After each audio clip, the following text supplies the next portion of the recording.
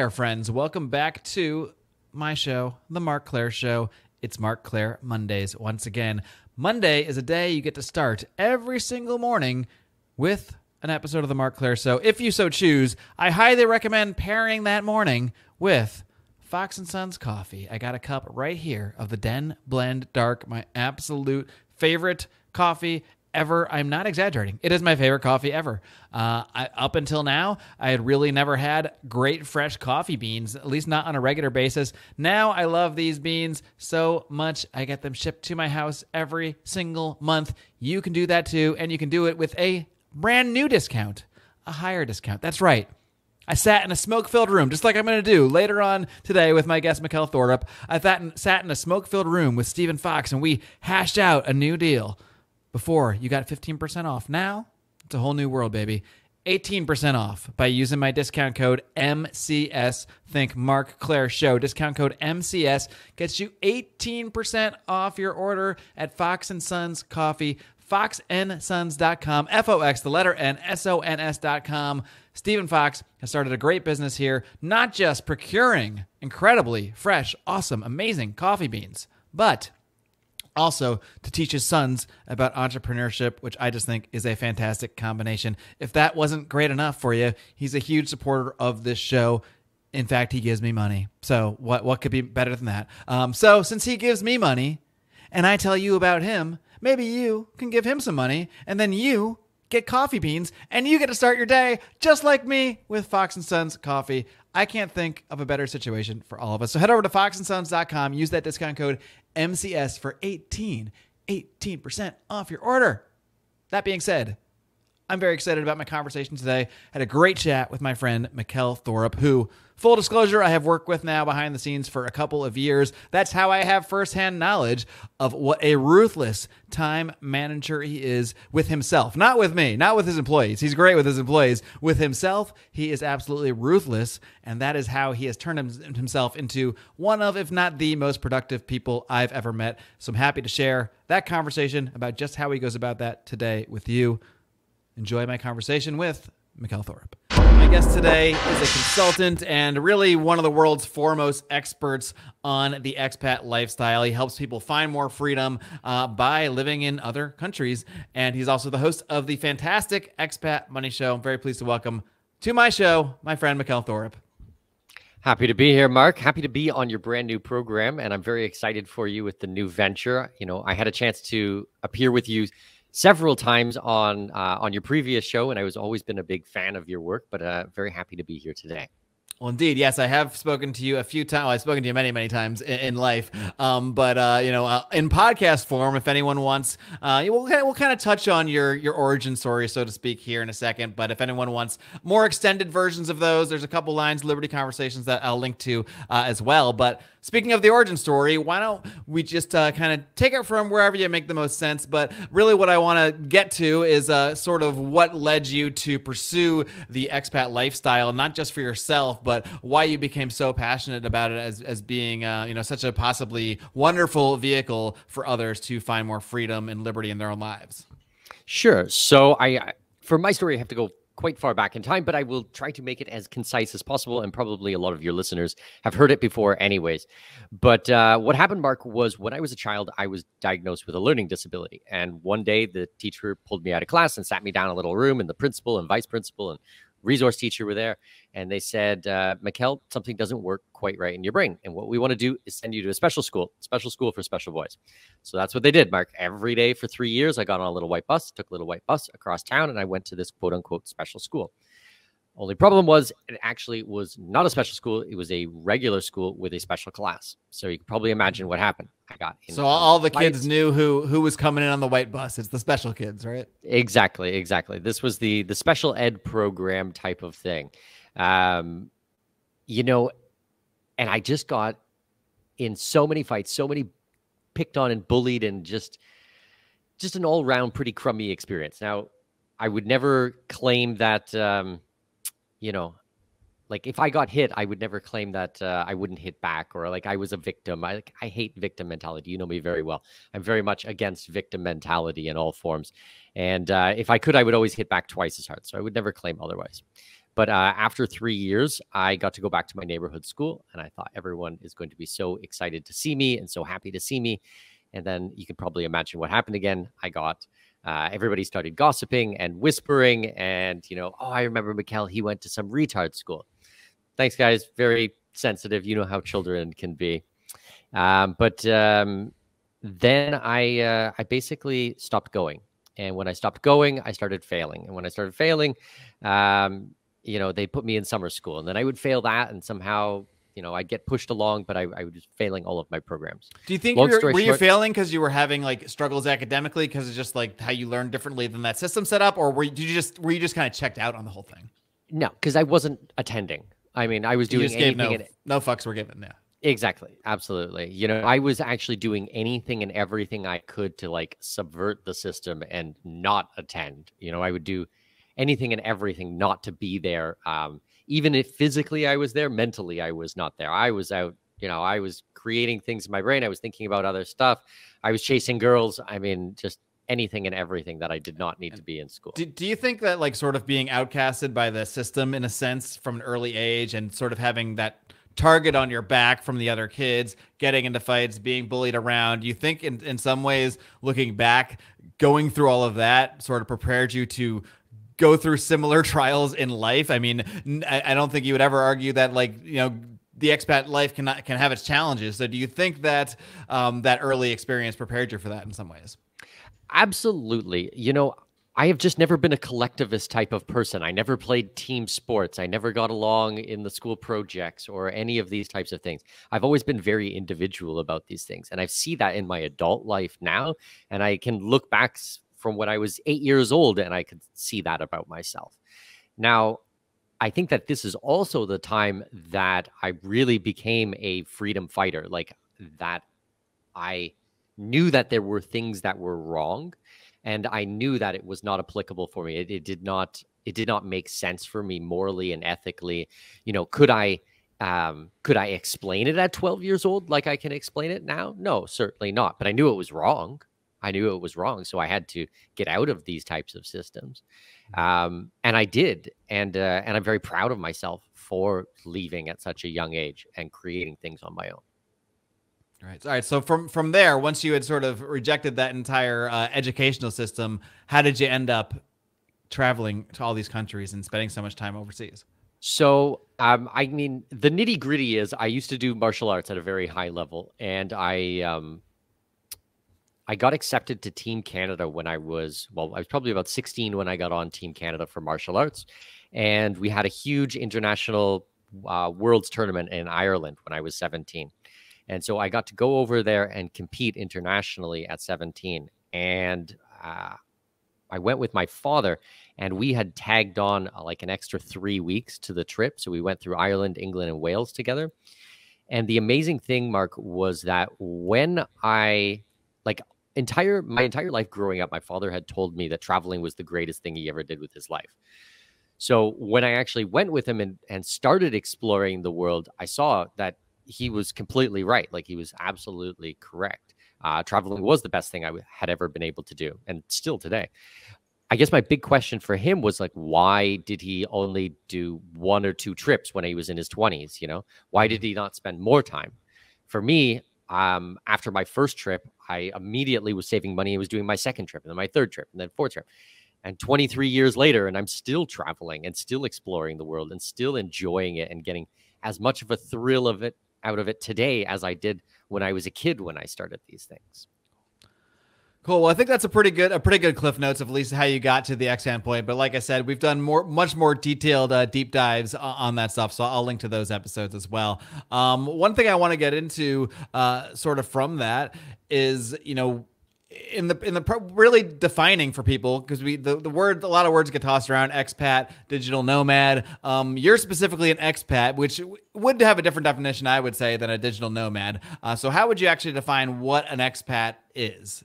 Sure. I think lexicon is super important. So, and there's a couple of other terms in here that I'll throw out just so that we're very clear. An expat is somebody who is going to move to another country with the full intention of either returning back to their home country at some point or moving on to a third country. So this is how we would kind of differentiate between, say, an expat and an immigrant. An immigrant is usually leaving their home country, moving to a new one, and that's it. They're not leaving. That's for the rest of their life. They're going to be in that country. And on the opposite end, a digital nomad is going to be there for very short periods of time. You know, an expat might be a year, 2 years, 5 years, but eventually they know that they're going to be moving on, or they have homes in multiple countries. Digital nomad might be 1 month, 3 months, 6 months in one place, and then that's it. You know, so those are kind of the big things. Now, from the legal standpoint, that comes down to immigration. A digital nomad can be on a tourist visa, can be on one of these new digital nomad visas that have come out over the last 18 to 24 months. But you know, it's not really an immigration type of issue. It's a mentality type of thing. I would also think that digital nomads are very much it's a younger crowd traditionally. There's usually a lot of partying. It's usually singles who are out there, digital nomad. Not always. I mean, there's lots of 40, 50-year-old digital nomads, but usually it's slightly younger crowd. An expat a lot of times will be more stable, moving around a lot less. So maybe they'll have their spouse with them or their family with them. I also find that expats are trying to incorporate themselves into the country and the culture a lot more. So the language, the history, the food, you know, I think that that comes with a certain amount of respect. You know, if you're a digital nomad and you're going to full moon parties in Thailand and you're drinking and doing you know, 5 nights a week, great, have fun, you know, that's awesome. I probably did tons of that kind of stuff when I was in my 20s. But at 40 years old, it's a very different story. Probably. I'm not incriminating myself on air here. But those are kind of the differences in the lexicon, we could say. Mm-hmm. One thing you mentioned there, you know, a lot of people become immigrants, like say if they marry someone from another country and they would maybe immigrate there and become an immigrant, you know, have a certain level of residency and then eventually maybe become a citizen. So an expat is probably someone who, while they are going to stay somewhere for a while, they're not trying to actually become a full-time citizen, basically long-term for the rest of their life kind of thing. One thing though that I do want to talk to you about, because I haven't really ever discussed this with you. Your wife is also an expat from her home country. Neither of you are immigrants to your respective countries. You are both married overseas. So I'm just kind of curious how you met your wife and how did you both kind of agree, like we want to live both as expats, or was there ever conversation of one of you sort of moving to the other country? Any light you can shed on there? I don't think we've ever gotten into that on or off air. Sure, I can explain the story. So I was living in the Middle East. I was living in the UAE, and I had a flight to go to Germany, and I sat down, and there was this really beautiful girl next to me on the flight. I was flying to Frankfurt, and she was also on vacation. So as you said, my wife is from mainland China, and you know, didn't really say much for the first little bit of the flight. But then I think what happened was I stood up to go to the washroom, and when I walked by, there was some kids and stuff like that there. So I think on the way back from the washroom, I bent down and I was just goofing off and making funny faces and cracking jokes, and I just hung out with a couple of kids for 3 minutes. I didn't know them, they didn't know me, but I really like kids and stuff like that. So when I sat back down, she turned to me and she said, "It's so sexy, a man who plays with children." And I was like, in the wrong context, that could be taken, but well, English in this is case, a second very language, innocently for all of us. Yeah. Yes. But you understand the context. Yeah, so I was like, "How you doing?" So, so we started chatting, chit-chatting. And then she goes, "Oh, I mean, that's a husband material move, right from the get-go." So, I mean, maybe it wasn't your plan, but it wasn't planned. Like, you don't think anything sinister. You know, I'm not that smart or that sly that I come up with such elaborate plans. I was just hanging out and just making goofy faces with the kids, just being silly. And then we're just chit-chatting back and forth and stuff. And then she says, "Oh yeah, I'm from Canada, and my best friend, I'm from China, and my best friend is from China, and her husband is from Canada." And then she just kind of like looks at me in this, like, basically like, my best friend has a Canadian husband, like, you're Canadian, you know, how you maybe I should do what she does. Yeah. So we talked the whole flight. We got along really well. And we ended up spending the entire, I don't know, few days together in Germany, and just got along very well. And I don't know, within 6 months, we got married. We got married in Africa, And then we decided we want to have children together. So we had our first baby in Abu Dhabi, and then we had our second child in Brazil. So we have a 6-year-old and a 2-year-old, almost 2 years old little boy, and it just met on a flight to Germany somewhere. Wow, that's amazing. So are both kids citizens of those countries? So our daughter is not, because in the UAE you can't become, they don't follow citizenship by the soil. Okay. You have to have not even just one of the parents. The father has to be the Emirati for the child to get citizenship there. If the mother is not, if the mother is Emirati but the father is not, if the father was Canadian or something like that, the child would not get. But in Brazil, it's the opposite. In Brazil, they do allow birth tourism. So that's what we did. We flew down there while my wife was pregnant and gave birth there. And then are both kids eligible, or do they have like Chinese and Canadian passports? Is that, or so maybe you wouldn't even want a Canadian passport at this point? But No. Both children have Canadian passports. With China, they do a little bit differently.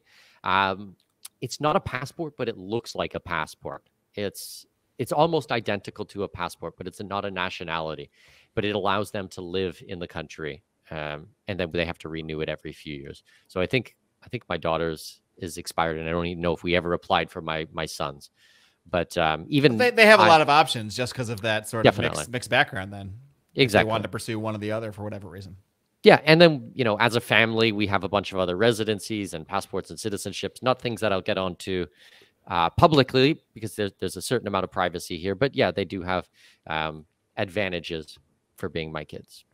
All right. Well, to dig into all that stuff, Mikkel not only hosts the Expat Money Show, he's also doing a lot of videos on YouTube breaking down individual residency and citizenship programs. So there's just a wealth of material out there. If you're interested in pursuing that life more, feel free to reach out to Mikkel. He'll give all his info at the end of the show. But curtailing away from that, well, not really away. It's all really the same subject in a way. But I behind the scenes, I've worked with you now for a couple of years on your podcast, helping you grow your sort of the media side of things a bit. And one thing that's always struck me is that you are just incredibly productive. I like to think I'm decently productive, but you're one of the most productive people I know.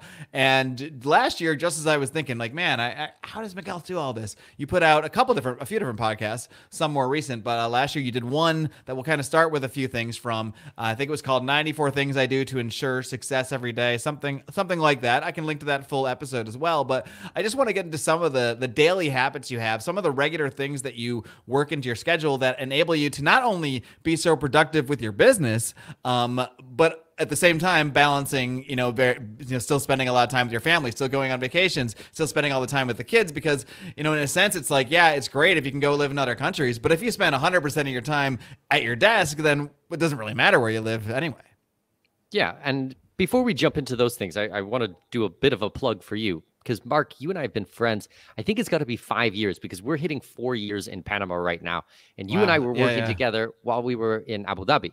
So for anybody out there, I started working with Mark because I really wanted to grow my podcast. And the results have been amazing. The product has been 10 times better. The professionalism, the size, the audience, everything. So I came to Mark. I came to you, and you've helped me tremendously over the last 5 years. So thank you. I will accept that baked-in commercial for myself. No, it's very genuine, very genuine. And we talk, I don't know, every day, every 2 days or something like that. So anybody who is out there and listening, a gentle plug here from my dear friend Mark. Thank you. Appreciate it. Now, as for productivity, there's a million and one directions we can go with that. Give me a little bit of direction or context. Why don't we start with just some things you do every day? Like how do you set yourself up in the day to be productive throughout that day? Even if maybe some of those things are things you do before that day even comes, whether it's scheduling things out, planning things ahead of time. Just what are some things you do to ensure that when you wake up, some shit's gonna get done? Sure. I guess maybe for the mornings, I kind of have to start the night before, because I think that, it comes with a lot of the planning the day before. So obviously I use a calendar for anything and everything. Like every single piece of anything that needs to be done goes on the calendar. I don't try to keep anything in my brain whatsoever. I also have notebooks sitting around everywhere for different projects. notebooks on clients, notebooks on to-do lists, notebooks on personal things, on health, on everything I track, everything I write down. I know that everybody knows this, but I don't think everybody does it. This is the big difference with a lot of it. It really needs to get done. So I will spend not a huge amount of time, 20 minutes or something like that the night before, writing out the stuff that needs to be done the next day.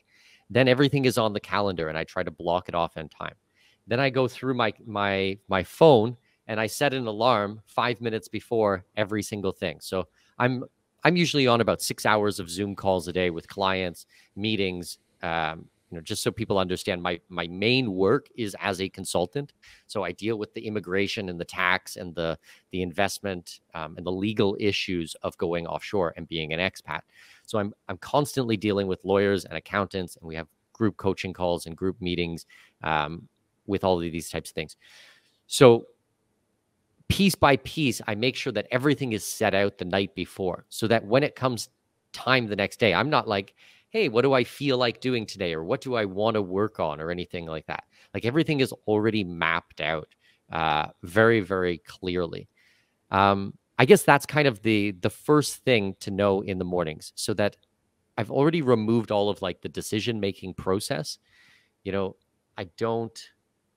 I mean, that's a huge one too, because I do a little bit of both. Some days I have a really good day, like planned out in my calendar, and those days I get it all done. I mean, it's going to get done because it's there in front of me. There's other days I'm like, I'll do these things tomorrow in my mind.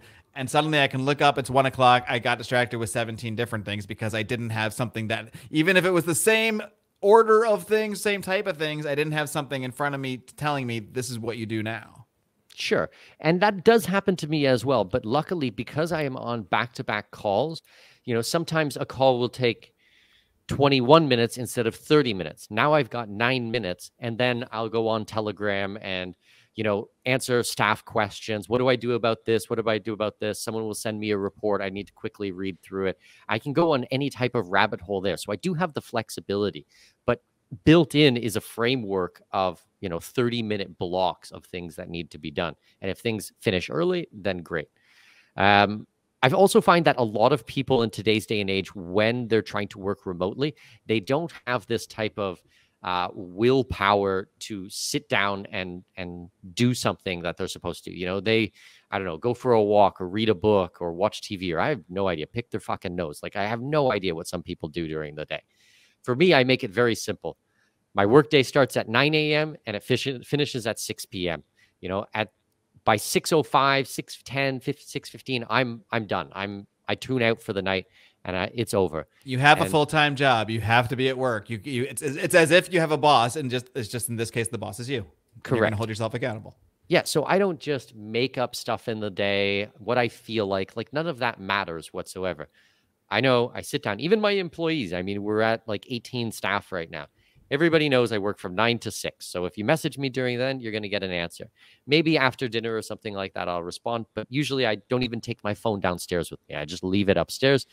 And it's just tuning out and just going for family time, play with the kids, goof off with them and stuff. I'm curious, did you have periods in your life where you didn't have that time so properly sort of like capped off at like, all right, my workday, while it does start at 9 and I'm going to be serious about that, it has to end at 6 too. Did you have times when you found yourself working 12, 14 hours a day when you had to step back and say, all right, this is not sustainable because it means I have no family life or no personal life and it's just not going to work? I have, yeah. And on the opposite scale, I have had times in my life where I screwed around and goofed off and stuff like that when I should have been working. And I was very poor during those times. I didn't have a lot of money. Maybe not a coincidence. Yeah, exactly. So I have found that the more ruthless I can be with my time, the more my income and my wealth goes up. So that has been very, very helpful to me.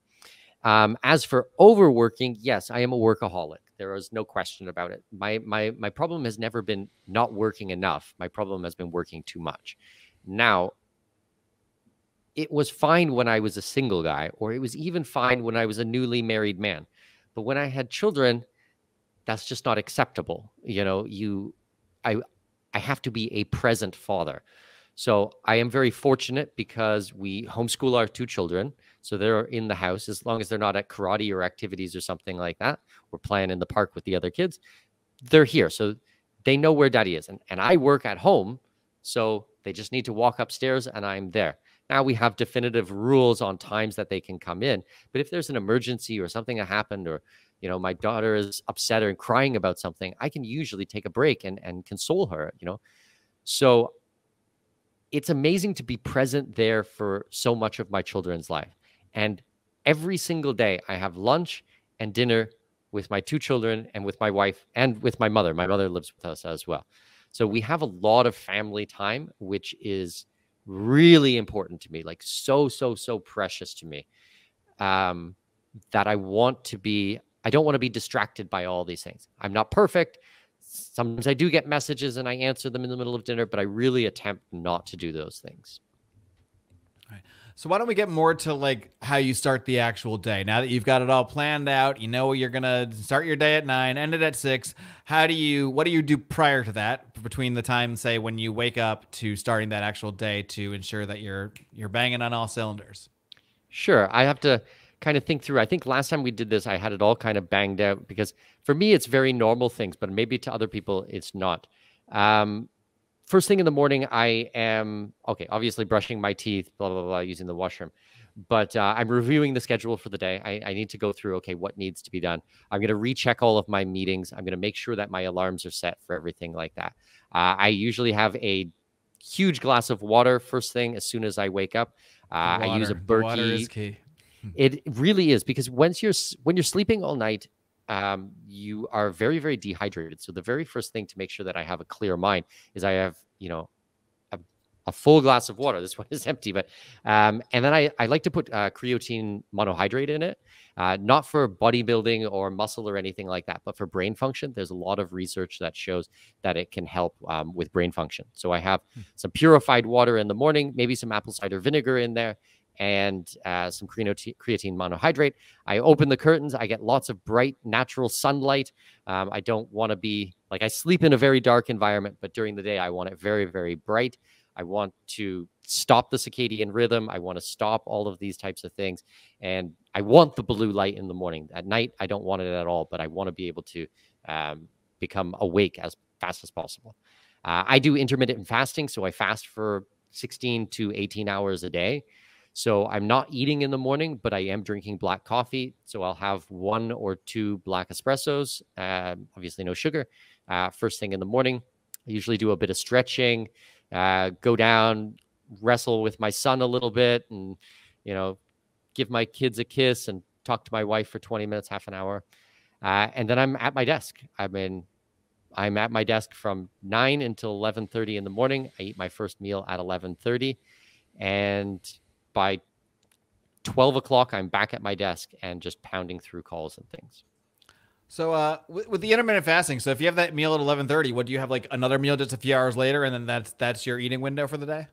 Yeah, so usually by noon I am done eating, and then my last meal is at 6 p.m. So I eat between about 11:30 and 6, or say 6:30 at the maximum. So it's kind of that 7-hour eating window type of thing. And then I fast for the rest of the day. It's funny because when you say 16 to 18 hours, it sounds like a long time at first. But when you sort of lay it out that way, all right, you're in bed for 8 of those hours. You get up, you have the coffee. It kind of suppresses the appetite for a while. Next thing you know, it's lunch, and now you're almost having a regular rest of the eating schedule. So it's not really that crazy. What benefits do you find you get from that? Well, first of all, it's my weight control as well. I found that sitting so much time on the computer and not being as active as I probably should be, I was just getting this spare tire. So a lot of it is just calorie reduction. I mean, first off the bat, eating 2 square meals opposed to 3 and snacks, that's going to make a big difference. I also find as long as I don't overdo it, I have a lot more mental clarity. If I start to fast for 20 hours or 24 hours, then I get a bit of mental fog. Mm-hmm. But as long as I keep around 15, 16, 17 type of hours, then it's okay.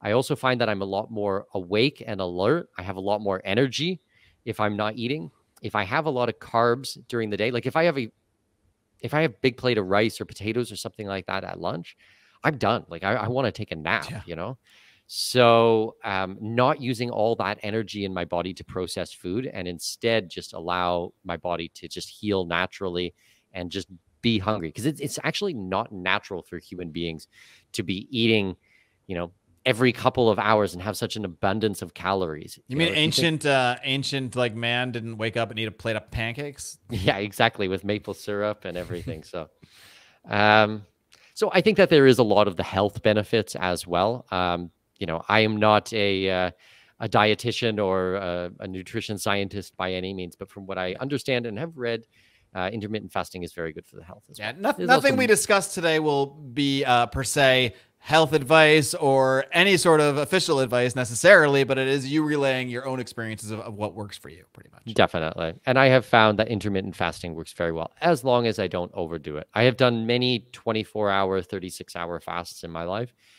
but if I need to do that and be doing interviews and podcasts and writing articles and things, then no, it's not a great option. Are there any other sort of like regular activities, whether activities you do throughout the day or just, things that you're always checking off each day that sort of help keep you on point along the way? I mean, I'm a big one for supplementation, for vitamins, for nootropics, these types of different things. I probably take, I don't even know, maybe 30 different pills a day on different types of things. I mean, I'm very much into the biohacking scene. So I like a lot of these nootropics. I try to get the most out of my brain and reprogram my brain. I take like lion's mane tinctures and different types of mushroom tinctures and things like that are especially processed in Norway. And they do these alcohol extractions of the mycelium, breakdown of the fibers that pull out all of these active ingredients in it. And, there's some really cool things that are out there. If you have the money to spend on yourself, it does really make a difference. Absolutely. So I think that those things also help, because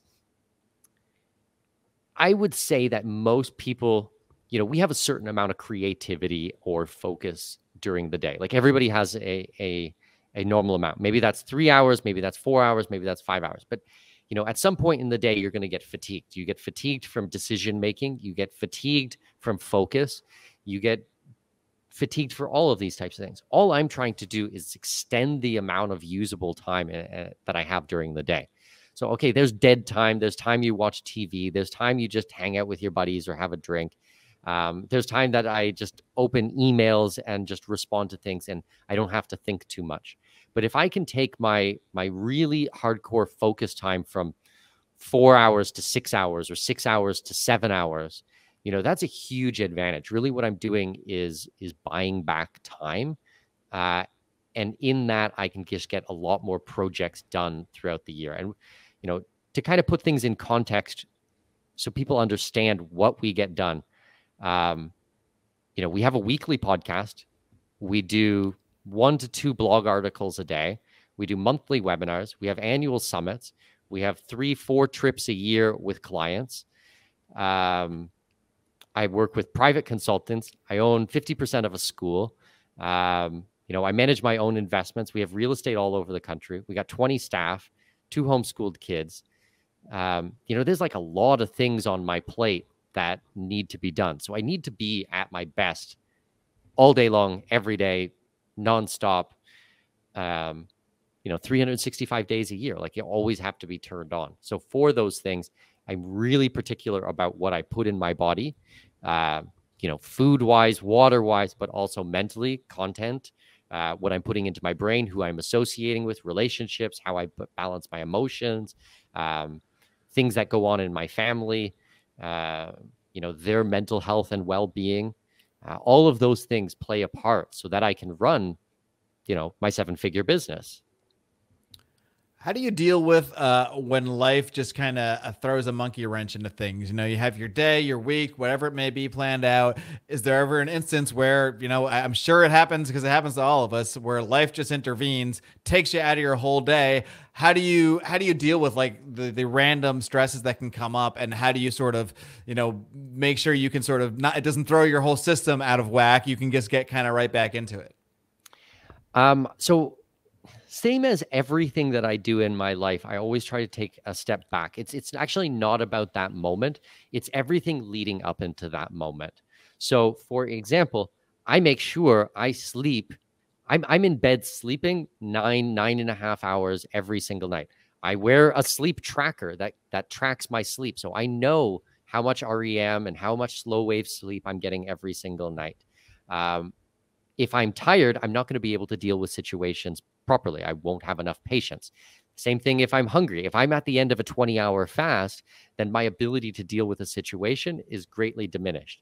So I try to make sure that everything is already done in advance. If I've eaten, if I'm hydrated, and if I've slept, chances are that my mental state will be in a much better place. And if my mental state is a much better place, I can deal with life's challenges. I don't get overly emotional. I don't, get angry or throw fits or anything like that. I'm firm. I mean, I'm very firm with my staff and I don't take any shit from people, but I don't it never becomes overwhelming for me. And I really notice the same type of thing in my family. So, for example, my daughter is 6 years old. Last night she came to meet us for dinner. The nanny went and picked her up. She brought her over. Our daughter had gone to day camp for 4 hours. Then she had piano lessons, and then she had karate. And it was just like back to back to back. And then she's studying and doing Chinese and things like that in between. And then the nanny brought her over for dinner, and she hasn't eaten. She's tired. She's expended all this energy, and she's in a cranky and a bad mood. And she meets someone new, and she's scared, and she doesn't know what to do or how to handle the situation. So it's exaggerated when you see it with a child, but we're exactly the same. Adults are exactly the same. Now, if it was instead of 6 o'clock on a Wednesday night or on a Thursday night or whatever, it was 10 a.m. and she just had breakfast and she had a 9-hour sleep and it was the first thing she'd done in the day, the entire situation would have been different for her. So what I'm trying to say is, as adults, we need to do all this pre-work to make sure that we're in the best state to show up for everything. And then whatever life throws at us, any of these monkey wrench type of situations, it doesn't overwhelm us. Does that make sense? Oh, absolutely. I mean, sleep alone, it's been a struggle for me because I've been an insomniac since I was a teenager, and I've found various ways I've dealt with it and tried to to work around it. But it's so obvious. If there's a day I've just had a few hours of sleep and life throws something at me, it's a disaster. I can't handle it. I'm like, oh my God, it just seems to compound the feeling because you're already stressed just because you didn't have enough sleep. But when I am able to get into a rhythm and have a good sleep and wake up refreshed, start my day in the right way with sunlight instead of scrolling on my phone. It's just a totally different situation. I think that's another big one too. I don't think it's even an issue for you, but one thing to do or to not to do when you have those little brief moments in the day. And look, we're all human. We're all going to probably get on the phone and scroll at some point, but for the love of God, people, my own advice I'm going to put in there: don't scroll first thing in the morning at the very, very least, because it's just the absolute worst day. These algorithms are designed to inflame your brain and to stress you out so you react to them. So starting the day that way, and I say this to myself more than anybody because I still do it more than I should, but it's a very clear difference. I uninstalled all of this stuff. That's all social media I uninstalled. I don't want anything to do with any of those types of things.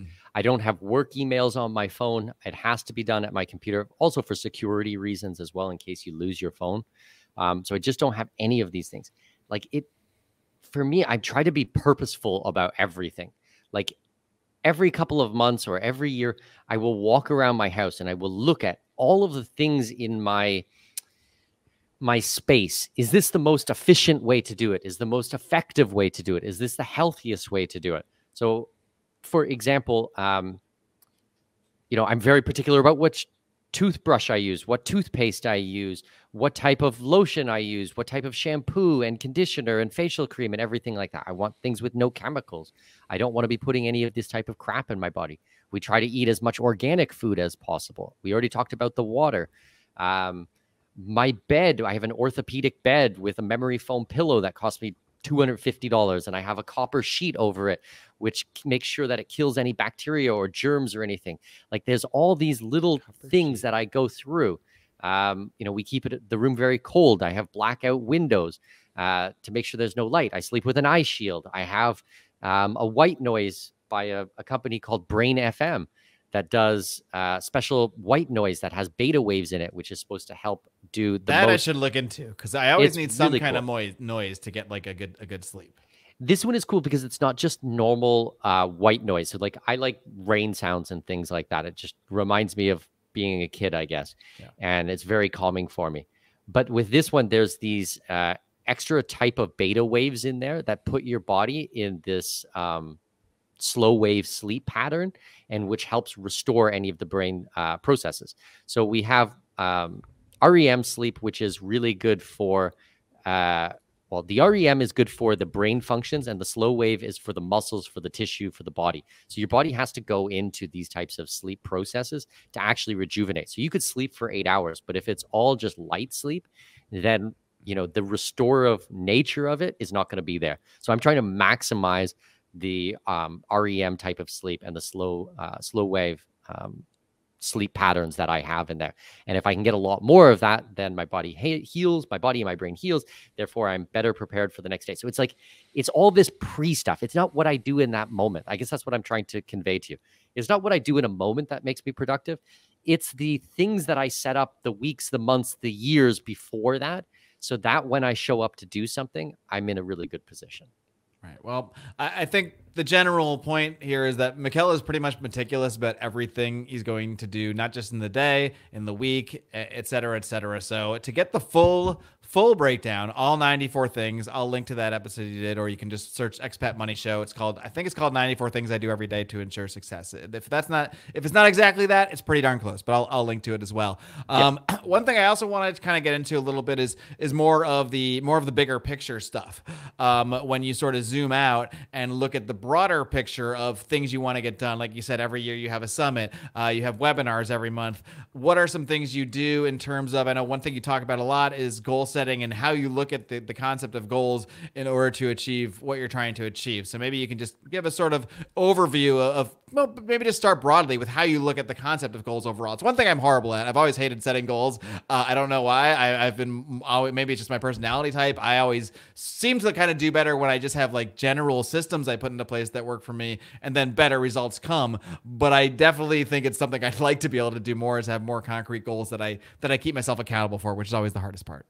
Sure. And I also want to point out on this, like what you and I are talking about today, Mark, is not my line of work. Like I am a hobby biohacker. I am a hobby, all of the things that I do are to set myself up for success because I have huge goals for building my business and helping people and everything like that. My main business is immigration and tax and these types of things specifically related to the offshore space. So even if I trip on my words a little bit, it's because I'm not even used to explaining these things. These things are internal. This is like really just raw me trying to explain things. Right. But that's what we're here for. It's the raw stuff here on the Marc Clair Show. Exactly. So I have nothing to sell about this. I'm not promoting anything. This is just very much, things that I have found helpful in my life and what I have studied and seen work. Now, what we were discussing before is really the micro stuff. Those are the everyday type of things that help with my productivity. Now, zooming out would be the macro type of things. These are the goals. These are the annual, the 1 year, the 5 year, the 10-year type of plan. What I have found with, I can attack this by two different fields. What I have found with most people is that they are setting goals which are all about the results, which good. I mean, I'm very much a results orientated type of person, but setting a goal towards a result really doesn't do anything. Like this year, I will make $1 million. Okay, great. Awesome goal. How the fuck are you going to do that? Like, what are the processes? What are the steps that are going to be? Who do you need to be the type of person who deserves to make $1 million a year? I make $1 million a year. I do. I'm the type of person who does these types of things. I do it every day because I'm really fucking meticulous with every little piece of my life. And to earn that money, I have to provide a certain amount of value in the marketplace. If I don't provide the value, no one's going to give me the money. So although you might have a goal of making $1 million or doing these types of things, I think that is a really poor way to look at the overall project. What I try to do instead is control things that I can control. Let's use language learning as as a example because I think it's a perfect example. Actually, you could say in 2023, I am going to learn Russian, or I'm going to learn Chinese, or I'm going to learn Spanish. Okay, great. How is that going to help you? You can't control really what your brain is going to learn. You can't control how fast you're going to pick it up. You can't control any of these types of things.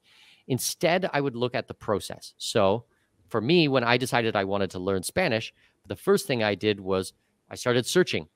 How many hours does it take to learn Spanish? Well, actually, there's a lot of studies out there that show that it takes around 600 to 650 hours of focused study to learn Spanish if you come from a native English level. Even that first step, I think, is so indicative of just how you approach things differently than a lot of people would. I would have never thought to do that first. I would just try and get some course, dive right in. I would never have wrapped my head. I'd say would as if I didn't actually do this. I never did wrap my head around how many hours do I actually need to put in to actually do this, which when you think about it logically should be the first step. Before you dive into anything, you should have some idea of how much time do I need to portion off to this thing. Exactly. I mean, most people will just dive in and they'll be like, okay, I'm going to study Spanish. So they'll buy a book or they'll buy a course or something like that. But they don't know, they don't know if is this a good way to learn it? Is it a bad way to learn it? How much time is it going to take? They can't manage their expectations. They have no idea mentally to be prepared. They just kind of set the goal. I'm going to do this. And for most people, that's kind of where it ends. Like maybe they'll get a little bit of motivation in January, but come February or March, it's over. And then we're at the next year. That's not how I look at it. I went, okay, I want to go and figure out exactly how many hours. So I found that Spanish is about 650 hours. That was what we would consider a level 1 language. So you can think of Portuguese, Spanish, French, Italian, and Romanian, all as kind of level 1 languages. And then you have level 2 languages. And, I'm not going to go through all of the numbers, but say Chinese, Korean, Japanese, and Arabic are all level 5 languages. I think they take around... Just because they're more complex and it's almost like learning a new and system because you from don't scratch. have cognants, so there's no words in Chinese that overlap with English, meaning the same thing. Like, for example, okay, a problem in English is problem. In Spanish is problema. I mean, it's the same word. I mean, you just make it sound Spanish. Add an A and add an accent a little bit and you're good. Yeah, so... in Latin-based languages, there's a certain amount of cognants that are overlap. Then English, you have to understand, is made up of not just a Latin-based language, it's also a Germanic language, and it's also a Old English. So English is a mutt of a language from three different languages. So even when you go to German, there'll be cognants in German. Even though German's not a Latin language, it's a completely different language tree. But with English, there's similarities. So German might take you, I think, 750 hours of intense study. I think that's the level 2 language. So it doesn't really matter which language you want to learn. And I once again, I am only using languages here as an example, but this is how I do everything in my life for goal setting. So I figure out how much work actually needs to go into it. Then I need to break it down. All right, is the goal to be fluent in 1 year? Is it 2 years? Is it how much time? So now I will go, all right, well, if I study 2 hours a day for 365 days, then I'm going to overshoot my my goal of 650 hours. So I'm on the safe side. Now I know that when I'm traveling, I won't be studying, and you got to give and take a little bit. So what I do is I take a book and I write down every single week, and then I mark down like, all right, I did this many hours of study on week 1, on week 7, on week 43. How much did I study that week? And then I can judge, give or take, do I need to be studying more in a day? Do I need to be studying less? Am I ahead? Am I behind? So that at the end of the year, I get to my goal. I will also be looking at, well, what are the most efficient ways for learning a language? What are the most effective ways? So a lot of people will say, oh, just use Duolingo. No, Duolingo sucks. I mean, it's not actually... it's a game. And as you were saying before, with algorithms, it's there to be addictive. Mm-hmm. So yes, you might be able to pull out every third word of a sentence and replace that word and know what that is. But if you're trying to order tacos on the street in Mexico City, right, how is that going to help you? It's just not. So try to find the most efficient and effective way. Try to find that 80-20 type of principle with what you're doing, the most bang for your buck on it. Okay. For me, I have found that having a structured course where I'm doing a certain amount of study is the base. And then from there, I am doing things like private tutoring and just chit-chatting. I want comprehensible input where I am consuming the content just barely above my normal understanding level. What helps a lot with this is Netflix. So I watch a lot of programs in Netflix in Spanish with Spanish subtitles. Once I was able to get to a position where I could watch TV, something that interested me, then my Spanish like really got a lot better. So that's how I would look at a goal. So I would say, okay, I want to be fluent. Like, okay, say next year I wanted to be fluent in Portuguese. I would find out how many hours it is for it. I would find a course. I would find some good content. I would start at the beginning and I would diligently go through it 2 hours a day, every single day. I study every day, nonstop, 365 days a year for 3 to 4 hours every night. And I have done it for 20 years. Not necessarily languages, can be taxation, can be about other things in my business, can be marketing, can be law. I mean, but every single day I study for 3 to 4 hours, no matter All what. right, so this is where I start to go, all right, but how does he do this all? So is that 3 or 4 hours outside of your 9 to 6 workday? Is that in addition? And then also the 9 to 10 hours of sleep? This is where I start to go, how is he doing it? So how are you so efficient even with your leisure time? You know, because you're also fitting in time that's we haven't accounted for, like, you know, playing with your kids, spending time with the little wife. All right, we'll do the math just to kind of prove that I'm not. Okay, I don't have. I'm not trying to say it's not days. true. I'm just trying to figure because I know.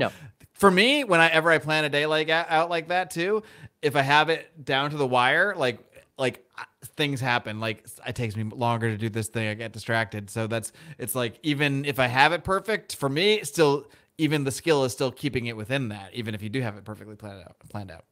Okay, perfect. So I'm up at around 8 o'clock in the morning. I brush my teeth, yada, yada, yada. I go down, kiss my kids. I'm surprised you're up at 8 because you take me, I would think someone who gets as much done as you, in my mind, you're like, this is like a 5 a.m. guy, you know? No. I've always been, I'm more effective at nights. I'm very much, I like the nights and it's nice and quiet. Start work at 9, finish at 6 p.m. 6 p.m., I'm downstairs having dinner with my wife and kids. We go and pick up my daughter from karate, play with the kids for, 2 hours. And then by about 8:30, my son's down to bed. He's 2 years old. Then my daughter is down to bed shortly after that. So basically by 9 p.m., both the kids are in bed. We've eaten. Everything is done. Then from 8:30 to 11 or 8:30 to 11:30 is free time. So my wife is also I'm very introverted. My wife is very introverted as well. I've had to learn how to be not introverted for the podcast and things, but naturally I'm very much okay by being by myself. So while I'm doing, like, we have a sauna in the house. I have red light therapy. That's my dream. My dream is to have an indoor sauna. We were just talking about this the other day. So nice. We have a steam room and an infrared sauna in the house. So I'll do those at night. While I'm doing that, I've got my earbuds in and I'm listening to audiobooks. I process audio information very fast, so I can usually do 2 to 3 times speed on audiobooks or podcast or any type of programs. If I already know the material, like say it's just a business book, I can easily do 3 times speed. Or if it's geopolitics or these types of things, which I follow every single day, I do 3 times speed. If it's a brand new thing that I've never learned before, then then it's probably 2 times speed. But so then figure, I get 3.5 hours of study time at night. I do my stretching, a little bit of exercise, my red light therapy, sauna. We have a jacuzzi in the house as well. So sometimes jacuzzi, all these things just to relax, de-stress. I'm not looking at screens. I'm not working on my computer. I really like audio. So I've got my earbuds in. And I mean, I can do a book in 2 days this way. I mean, an average book is about 10 hours long. So if you're doing 3 times speed in a day and a half, 2 days, I can plow through a book. And I do. I read about 100 books a year this way. Yeah. So getting in that relaxation time, I think, is so essential, whether it's the sauna or going for walks or just having something that just relaxes your mind and body is so key. Because I mean, no matter how efficient or productive you are, and you can tell yourself, I can work 12 hours a day for 7 weeks straight and I'm fine. As fine as you think you are, at some point, your body and your mind are like, dude, I need to relax. So you need to work it in regularly or else you're just going to get lost. Yeah, I mean, from 6 p.m., I'm done at work. You know, like I said, 6:05, 6:10, something like that, I am done. And then I have until 11:30 at night, 11:30 at night when I go to bed. So all that time is either family time or study time. And when I'm studying, my wife's in the room. She's doing the same thing. She's reading her stuff. She's watching her programs on her tablet. So we're still close to each other. And then we'll chat about things, or she'll be reading a book she'll want to tell me about. She really likes history, so she'll be telling me about some of the things in the history book she read. And then it's just like it's really tuning down. And then when my head hits the pillow at 11:30 at night, I'm done. Like I'm within seconds, I'm asleep. So, you know, if it's 11 o'clock, I go 11:30, I go to bed and I'm up at 8, you know, that's 8.5, 9 hours of sleep. And I'm pretty efficient at my sleep. So that's how I fit it all in. All right. Well, Mikkel, I think that's a pretty good overview. Again, you've done more detailed, longer versions of all of this in 3 different podcasts. So I'll link to all those podcasts. So if anybody wants to dive even deeper into this stuff, you can certainly do so in those Expat Money Show episodes. Just before we wrap up here, is there anything we left off though that's like a big one, or like an overall tip, or just overall advice? Because I think even to someone who's maybe just trying to sort of get themselves in a more organized mindset, a more efficient schedule, even just hearing all this might feel overwhelming. So do you have any advice on maybe just some simple steps to get started to sort of set yourself on the right path? Obviously, having these systems in place, having everything lined up, this didn't happen overnight. Yes, it did. It definitely did not happen overnight. I mean, I probably read a couple hundred books on time management, productivity, goal setting, all of these types of things. So I want to understand the most efficient, effective way to do it. You know, I'm not trying to create all these things. This is 20 years of systems that I've been putting in place in my life. I think what happens with a lot of people is they overestimate how much entertainment time that they need a day or a week. You know, with my wife and kids, maybe we will watch 1 to 2 hours of movie or television a week. 1 to 2 hours a week. I know lots of people who do like 3 hours a day or 4 hours a day. Like, no wonder you're not getting anything done. I mean, that's a lot of entertainment time. I like entertainment. I like having fun and things like that as well. But I also modify my version of fun, because for me, reading a new book or learning something new that I can help my clients with, or, you know, I'm really reading a lot of books on estate planning right now. I think it's really fun. I find it really interesting, and it just scratches an itch that I have in my brain to understand a new concept. So modifying your version of fun, I think, is important.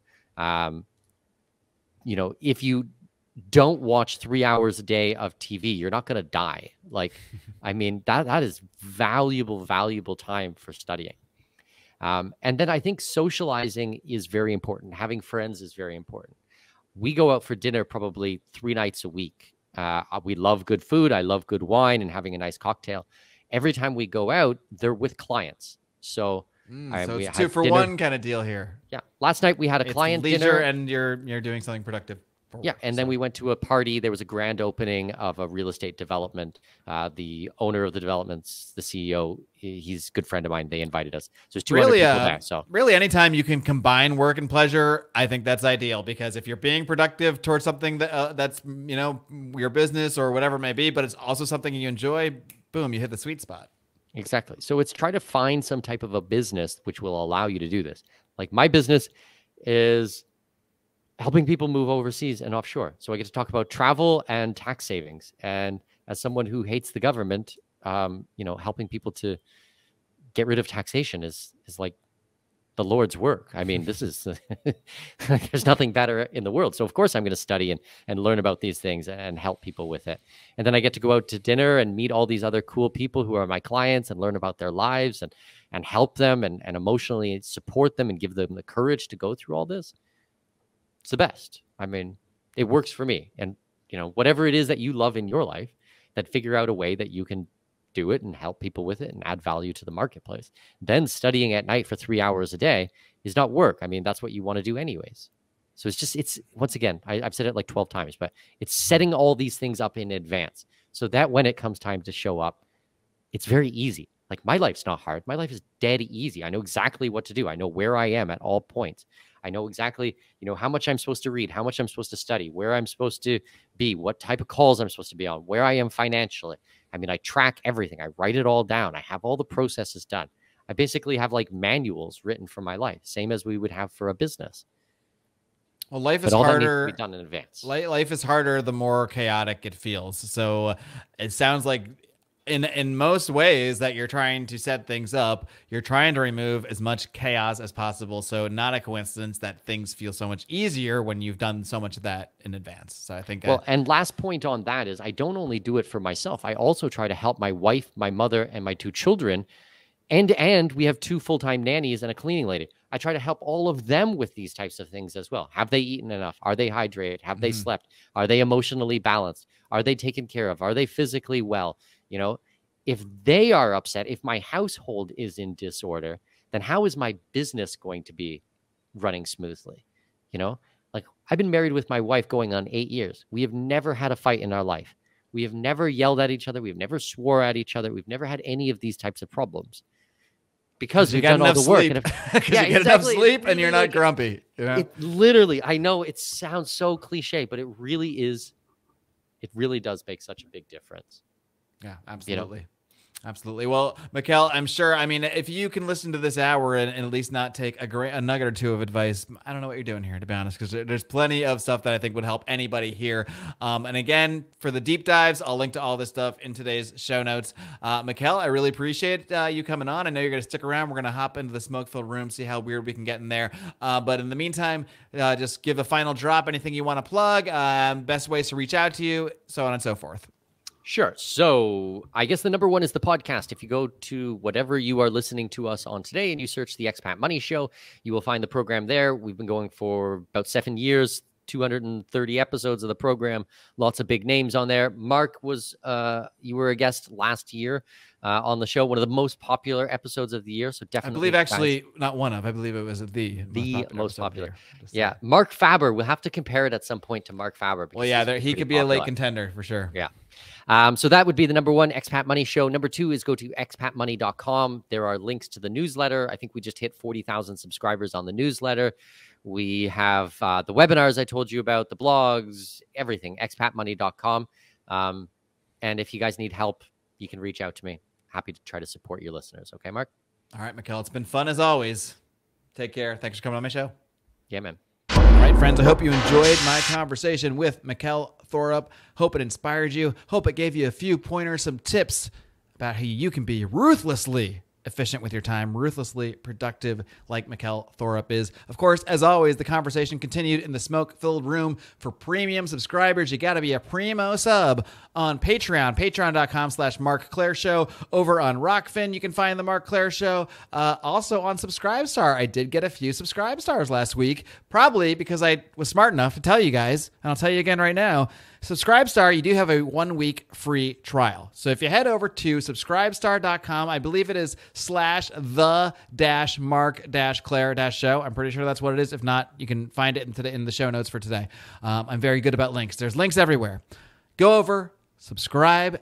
If you're smart and efficient with your time, if you're ruthlessly efficient with your time like Mikkel, you could subscribe for a week with full intention of unsubscribing and not paying me if you so chose, and you can listen to all 16 smoke-filled room bonus segments, the last 4 months of insane, incredible, mind-blowing content in the smoke-filled room with Mikkel. We talked a little bit more about some of the most dangerous and interesting places he's visited, including North Korea.